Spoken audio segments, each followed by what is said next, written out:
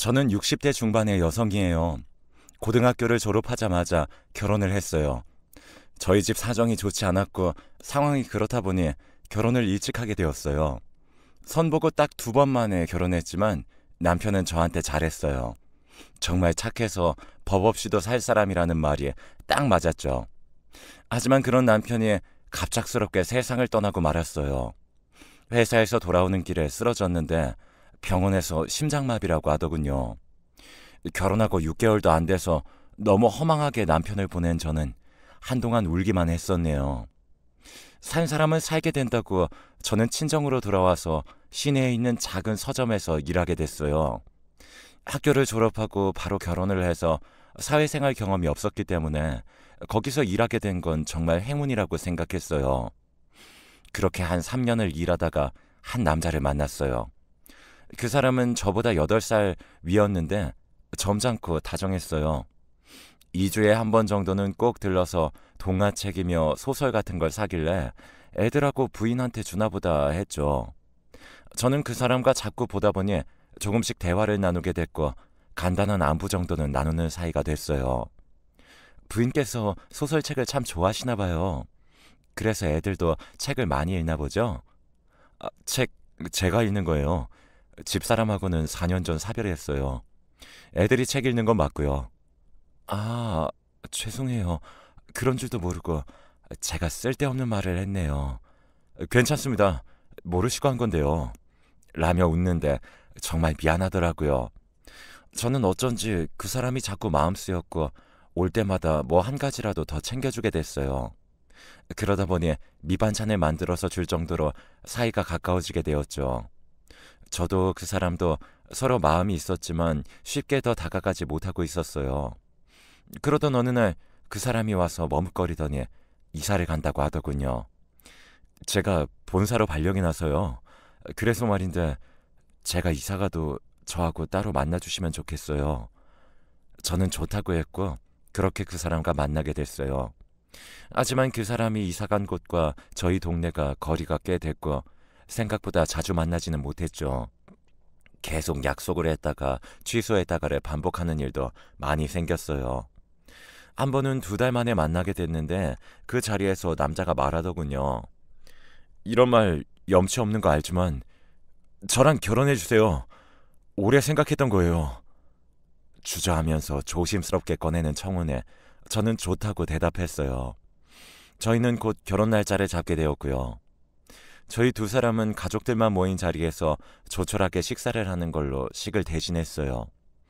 저는 남편이 있는 곳으로 이사를 했고 아이들을 만나게 되었는데요. 남자아이 2이었는데 9살, 7살이었어요. 처음에는 둘 다 낯을 가리느라 말도 잘 안 하고 피해 다니더니 며칠 지나자 곧 제게 안기기도 하고 어리광도 부리더라고요.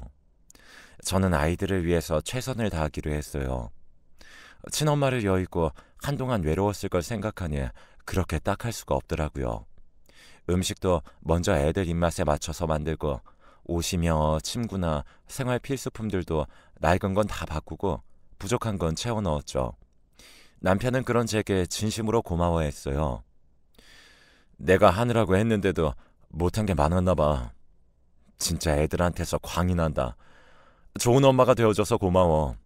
내가 너만큼은 안 되겠지만 할 수 있는 최선을 다할 테니까 너무 걱정 말아요. 결혼하고 3달 정도 저는 남편과 애들과 함께 정말 행복한 시간을 보냈어요. 그러다가 저희 가족에게 큰 문제가 닥쳐왔어요. 애들 외할머니가 나타난 거예요. 평일 오후에 갑자기 들이닥친 애들 외할머니는 저희 집안에는 아무리 출가 외인인 딸이 낳은 손녀라도 남의 손에서 자라게 못합니다.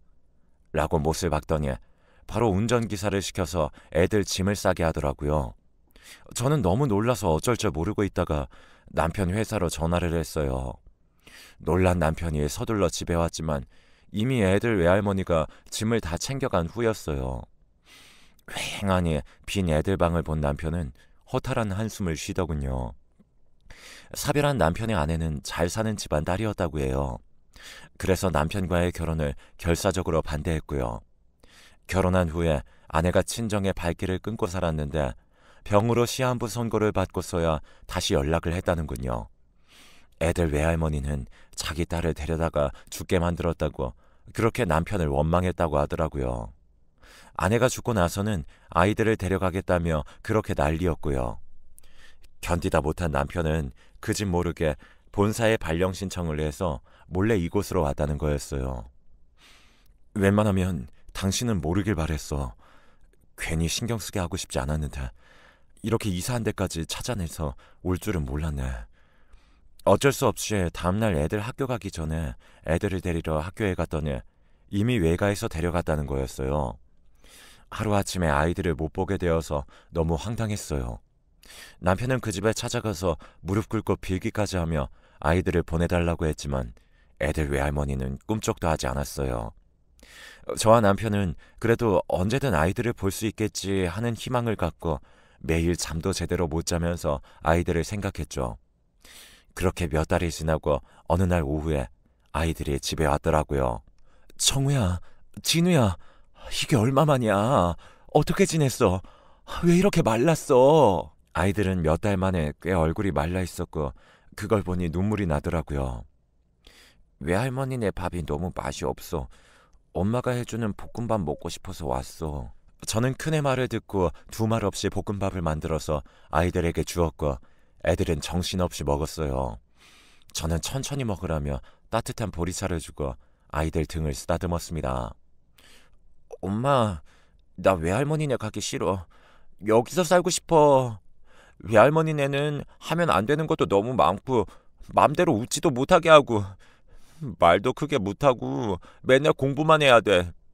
라고 큰애가 말하자 작은애도 자기도 가기 싫다더군요. 그래, 아빠 오시면 엄마랑 아빠가 외할머니한테 얘기할게. 저는 남편에게 전화해서 애들이 와 있으니 집에 빨리 오라고 했어요. 그러면 나 먼저 애들 외할머니네 갈게. 애들 안 오는 거 알면 또 집으로 찾아갈 거 아니야. 내가 가서 확실하게 얘기하고 올게. 라며 걱정 말고 집에서 기다리라고 했어요. 하지만 남편이 애들 외가에 간 사이 외할머니는 자기 집에서 일하는 사람들을 데리고 집을 찾아왔어요. 애들이 여기 있고 싶다고 해요. 저도 아이들과 같이 있고 싶고요. 저희랑 같이 지낼 수 있게 해주세요. 이보세요. 제가 당신을 어떻게 믿어요? 피 한 방울 안 섞인 온전한 남인데. 그리고 이런 집에서 애들 뒷바라지 하나 제대로 할 수 있겠어요? 유학은 보낼 수 있어요? 정말 애들을 생각하면 저보고 얼른 데리고 가라고 해야 맞는 거죠. 라는 애들 외할머니 말에 뭐라고 대답을 할 수가 없었어요. 다 너무 맞는 말이었으니까요. 그래도 어떻게든 잘 키워보겠다고 사정을 하고 있는데 남편이 돌아왔어요. 아이들 저도 잘 키울 수 있습니다. 제 핏줄이기도 해요. 무조건 데려가려고만 하지 마시고 저희를 좀 믿어주세요. 남편은 사정을 얘기했지만 아이들은 결국 외할머니에게 가게 됐어요. 애들도 안 가겠다고 울고불고 난리였지만 운전기사와 다른 남자분이 한 명씩 끼고 안고 나가는데 어쩔 도리가 없었죠. 저희는 너무 속상해서 그날 아무것도 못하고 주저앉아 있기만 했어요. 남편과 저는 이사를 가지 않고 언제든 아이들이 돌아오길 기다리기로 했어요. 그렇게 시간이 지나갔고 1년이 지나 저희 사이에도 딸이 생겼어요. 아이를 키우고 정신이 없는 중에도 외할머니네 간 아이들 생각이 나더군요. 내 아이를 키우게 되면 마음이 좀 덜해질까 했는데 오히려 이럴 때 애들은 어떻게 지낼까? 누가 애들이 울 때 달래줄까? 이런 생각이 나서 더 힘들기만 하더라고요. 딸아이가 2살이 되던 해에 어느 날 정말 갑자기 큰아이가 찾아왔어요. 안 본 사이에 훌쩍 키가 컸지만 여전히 어리기만 했죠. 엄마, 밥 좀 주세요. 라는데 그저 눈물만 흘렸어요. 저는 아이가 좋아하는 볶음밥을 부랴부랴 만들었죠. 큰애는 볶음밥도 잔뜩 먹더니 아기를 보고는 자기 여동생이라며 좋아했어요. 주미 안녕? 큰오빠야. 작은 오빠도 있는데 오늘은 못 왔어. 다음에 꼭 같이 올게. 그때까지 잘 있어. 그 다음부터 두 아이는 한 달이나 2달에 한 번 와서 밥도 먹고 얘기도 하고 딸아이와 놀다가 가기도 했어요. 둘이 같이 올 때도 있었고 한 명씩 올 때도 있었죠. 저희 부부는 그렇게라도 아이들을 볼 수 있는 게 다행이라고 생각했어요. 남편은 얼른 승진해서 아이들을 데려올 거라며 일도 더 열심히 했죠. 하지만 두 아이가 중학생이 되고부터는 더 이상 볼 수가 없었어요. 큰아이부터 중학교를 서울로 보내더니 둘째도 중학교를 서울로 갔거든요. 더 좋은 환경에서 공부를 하게 된 건 잘된 일이었지만 아이들을 볼 수가 없어서 너무 마음이 아팠어요. 아이들은 서울에서 가끔씩 전화를 하며 저희가 보고 싶다고 했죠. 한 번은 딸애를 업고서 애들이 좋아하는 반찬을 사서 서울에 가본 적이 있었어요. 집을 찾아가면 외갓집 식구들이 못 만나게 할 것 같아서 학교 앞에서 잠깐 만나서 음식을 전해줬습니다. 아이들은 몰라보게 키가 훌쩍 커버렸지만 눈빛만은 어릴 때와 똑같았어요. 우리는 엄마하고 지냈던 시간들 못 잊어. 그때만큼 따뜻했던 시간이 없었거든. 지금은 여기서 있지만 나중에 꼭 엄마 아빠 찾아갈 거야. 그래, 아빠도 너희 엄청 많이 보고 싶어 하셔. 다음에는 아빠랑 같이 올게. 저는 근처 식당에 가서 아이들에게 밥을 사주고 간식도 먹인 다음에 다시 학교로 들여보냈어요. 애들이 막 돌아서서 들어가는데 가만 보니 큰애 셔츠 소매에 단추가 떨어진 게 보이더라고요. 그게 자꾸 눈에 밟혔어요. 저는 잠깐만 기다리라고 하고 반지고리를 사다가 단추를 달아주었습니다. 옷에 단추가 떨어지면 달아달라고 해. 단추 떨어져서 실밥 풀려서 다니면 보기도 안 좋고 잘못하면 옷도 다 상해. 엄마, 그럴게. 신경 써줘서 정말 고마워. 저는 아이들과 울면서 작별을 하고 집으로 내려왔어요. 남편한테 그 이야기를 하니 저한테 무척 고마워했죠. 아이들이 보고 싶다고 잠을 못 이루길래 저는 남편 손을 잡고 다음에 꼭 한번 같이 가자고 했어요. 하지만 그 다음은 영영 오지 않게 됐죠. 그동안 마음고생을 심하게 했던 남편은 무리해서 일을 하는 바람에 몸이 많이 상했어요. 제가 그렇게 신경 쓴다고 했는데도 병이 찾아오니 몸이 이기지를 못하더군요. 어느 날 갑자기 쓰러진 남편은 간암 진단을 받고 다시 일어나지 못했어요. 저는 남편의 죽음에도 아이들을 부르지 못했어요. 외가에서 저와 만나다는 걸 알고 나서 이사를 가고 전화번호도 다 바꿨더라고요. 학교도 전학을 갔고요. 정말 왜 이렇게까지 해야 되나 이해가 되지 않았어요. 애들 외갓집은 원래 교수 집안에 대대로 물려받은 재산도 많다던데 그런 집이면 이런 식으로 자식과 아버지 사이를 끊어놔도 되는 건지요. 대체 교수식이나 돼서 교양은 어디로 쌓은 건지 정말 화가 나더군요. 남편의 장례식이 끝나고 혼자서 화를 낼 만큼 내고 나니 남은 건 저와 딸아이가 먹고 살아야 되는 문제였어요. 어떻게든 딸애와 잘 살아야겠다는 생각만 하기로 했어요. 그래야 나중에 우연이라도 남편 아들들을 만나도 떳떳하고 당당할 것 같았거든요. 아이들 잘 키우기 위해서 보험에서 우유 배달까지 안 해본 게 없었어요. 우선 돈을 모아야 뭐라도 할 수 있을 것 같아서 아껴 쓰고 돈을 모았죠. 저는 그렇게 모은 돈으로 작은 식당을 했어요. 아이들이 제가 해준 밥을 잘 먹던 게 생각이 나서이기도 했어요. 딸도 4학년이 돼서 학교에 있는 시간이 길어질 때였죠. 저는 아이가 중학생이 되면 좋은 교육을 받게 하고 싶은 욕심에 더 열심히 일을 하며 하루하루를 버텼어요. 하늘이 도우셨는지 식당이 잘 돼서 아이가 고등학교 갈 때는 규모가 꽤 커졌어요. 딸아이의 교육에 온 힘을 쏟았고 딸이 원하는 대로 미술을 공부하게 해줬어요. 학원도 보내고 따로 선생님도 붙여주고 할 수 있는 건 다 했죠. 예체능은 재능이 있어도 뒷받침을 잘 못해주면 잘 할 수 없다고 생각했거든요. 다행히도 딸은 실력은 있었는지 스스로도 열심히 하더니 대학에 합격했어요. 딸이 대학에 들어갈 무렵에 저는 몸이 약해져서 식당 주방에서는 손을 떼고 카운터만 보게 됐습니다. 아빠도 없는 딸, 저까지 잘못되면 안 되지 싶어서 건강관리를 열심히 하게 되더군요. 딸은 대학을 졸업하고 대학원에 진학했고 그림 전시회도 하게 됐죠. 그런데 식당에 문제가 생겼어요.